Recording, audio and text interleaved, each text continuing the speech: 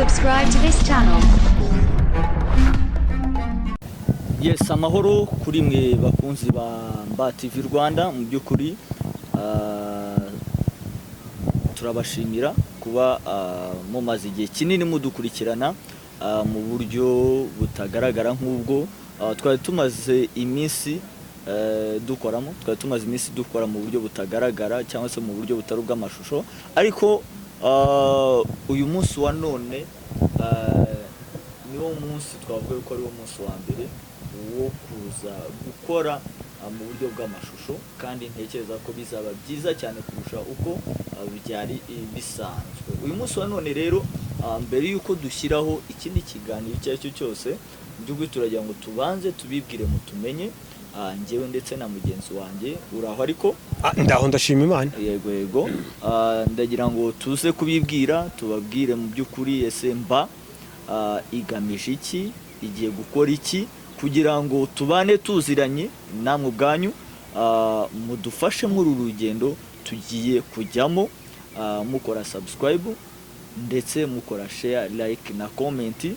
Ariko by'umwihariko turi buze gushimira nanone abantu badukunda tutaratangira gukora muri ubu buryo mugiye noneho kutubonamo bushyashya bw'ibiganiro bigaragara by'amashusho.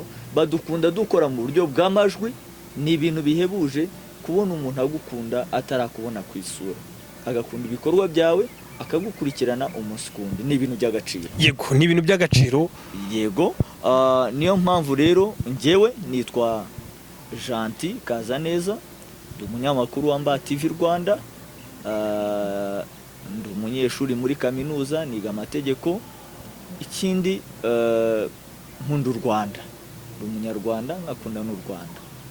Yego, hanyuma ngiye gusaba na mugenzi wanjye nawe abibwire. Nkuhaye ikaze. Yego, urakoze cyane bwana Gentil, nkuko umaze kwibwira abadukunda ndetse n'abadukurikira. Ngiye banyita cyangwa amazina yanjye ni Mukeshabatware Antoine. Yego, nekereza yuko mu by'ukuri tugiye kujya tubana nabo mu makuru agiye atandukanye. Kandi nekereza yuko dutangiranye n'ingamba nshya uyu mwaka wa 2025. Byanze bikunze bigomba gukunda kandi bigashoboka. Uyu munsi ni no ku itariki ya mbere. Ni itariki ya mbere y'ukwezi kwa mbere. Yego, 2025. Ubwo ni ukuvuga ngo dutangiye umwaka mushya, tuwutangirana ibintu bishya. Ari nayo mpamvu twumva ko dukeneye n'abakunzi nanone bashya baza basanga abo twari dusanganwe, kugira ngo dukomezanye urugendo. Mu by'ukuri turifuza ko uyu mwaka uzarangira tugeze kuri byinshi cyane. Ufatanye bwacu twebwe nk'abanyamakuru mugiye kuzajya mufatanya, ndetse n'abasesenguzi bagiye batandukanye n'abatumirwa tuzagenda twakira kuri Mba TV Rwanda, ndetse n'umuryango mugari wa Mba TV Rwanda utazabasha kugaragara kuri kamera, abari ku buhanga bwa tekinike, ndetse namwe ubwanyu mudukurikirana umunsi ku wundi. Hanyuma Antoine Mukeshabatware, nkuko wari uvuze ngo tuzajya tubana hano kuri Mba TV Rwanda, kandi koko nibyo. Ese mu by'ukuri Mba TV Rwanda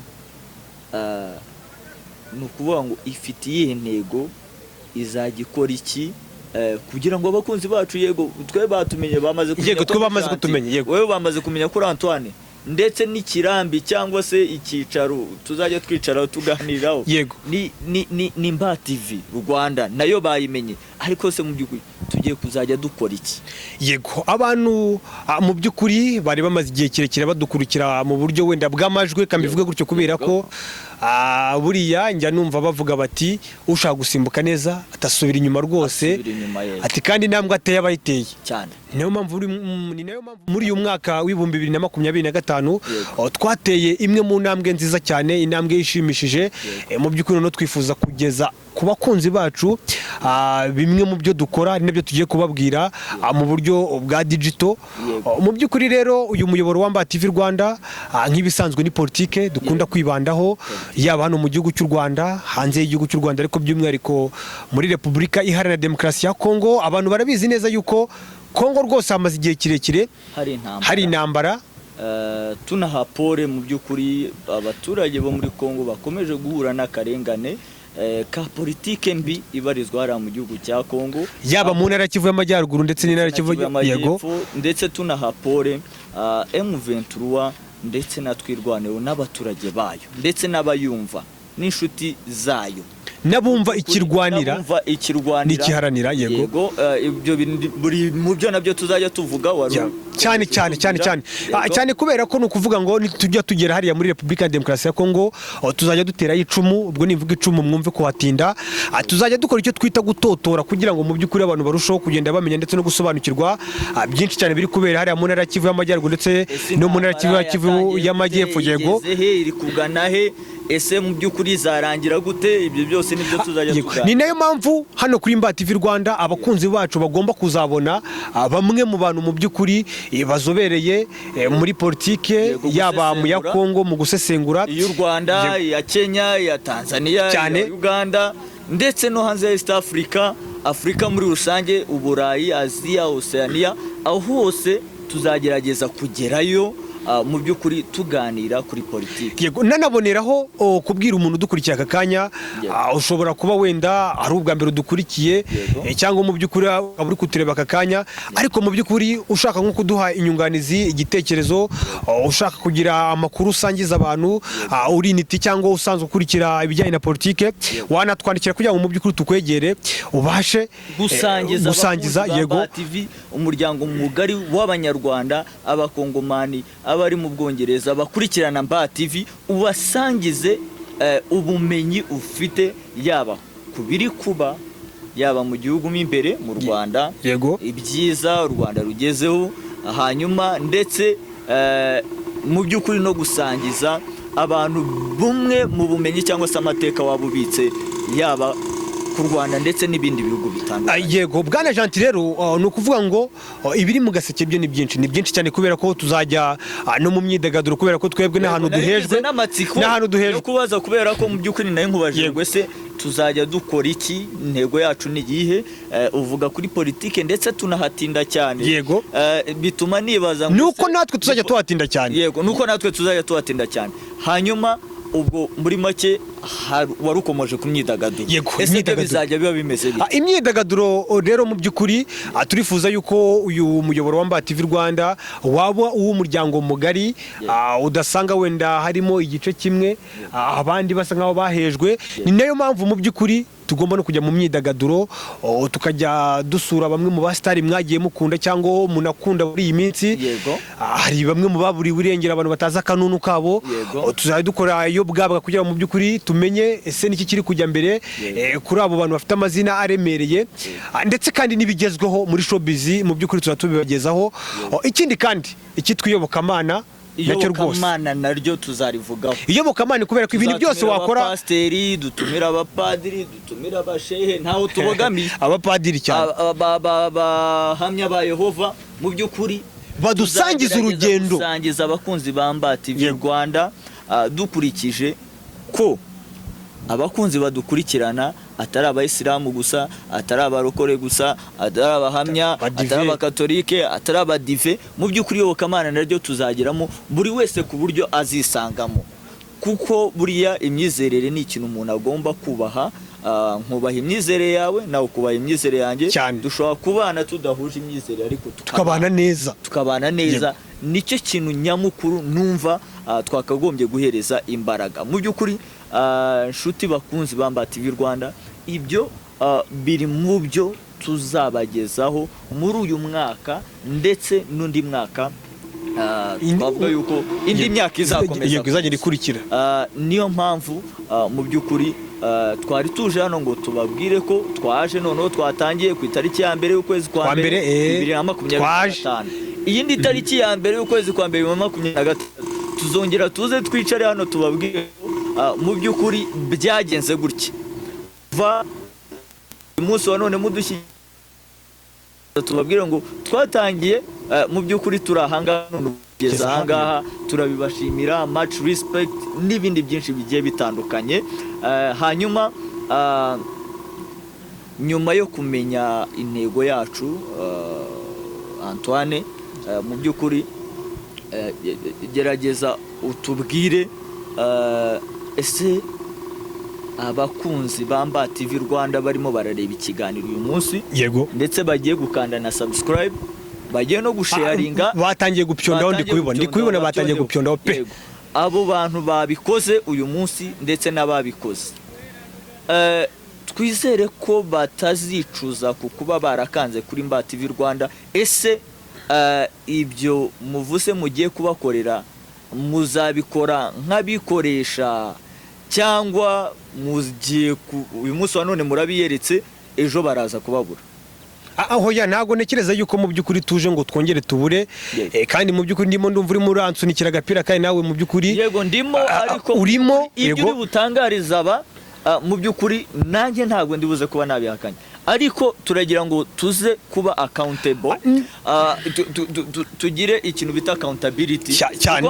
Abakunzi ba Mba TV Rwanda bazajye batwishyuza, batubwire ngo ibiko mwabitwemereye kubera iki mutabikora, noneho kugira ngo tutazaza ngo tubure icyo tubabwira, kandi mu by'ukuri uyu munsi wa none batwizeye bagakandaho bakavuga ati ba bantu burya twumvaga ku ijwi, kuko bamaze no kudutandukanya cyane, kuko akenshi bumvaga amajwi cyane bakanibaza ngo ese aba ni bande, ariko ukivuga na rya jwi bari bamenyereye wakoraga bya bindi twumvaga bya bindi, noneho bangera bakavuga ati uzi ko uyu ari umusesenguzi twumvaga gutya na gutya, bamaze kudutandukanya, hanyuma badukundira icyo baranadukurikirana.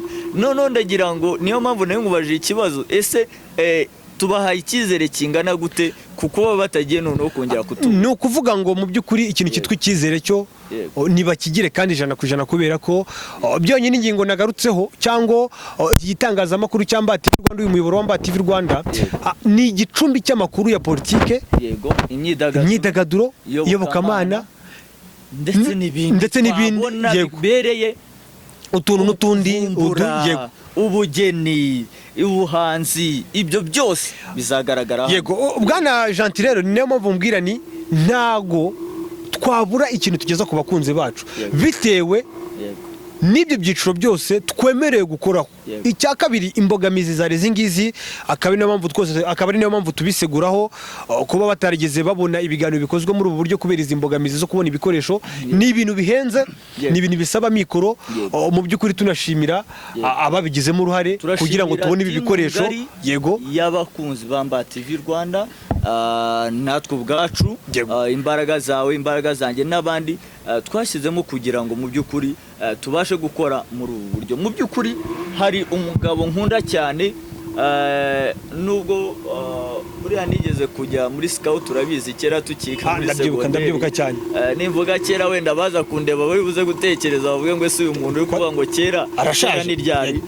Hashize imyaka 2018 nibwo narangije segonderi, ariko icyo gihe niga segonderi nagize amahirwe yo kujya muri scout igihe gitoya, nawe ndabizi ko twayijyanyemo. Nari umunovisi uteye ubwoba. Yego, wari umunovisi kwanima rwose ari ibintu byanjye. Kunanira ni beya beya, bya bindi bakoraga nijoro, aba scout baritanga sali. Mu by'ukuri impamvu nari mbizanyemo nuko hari umugabo nakunze witwa Baden Powell.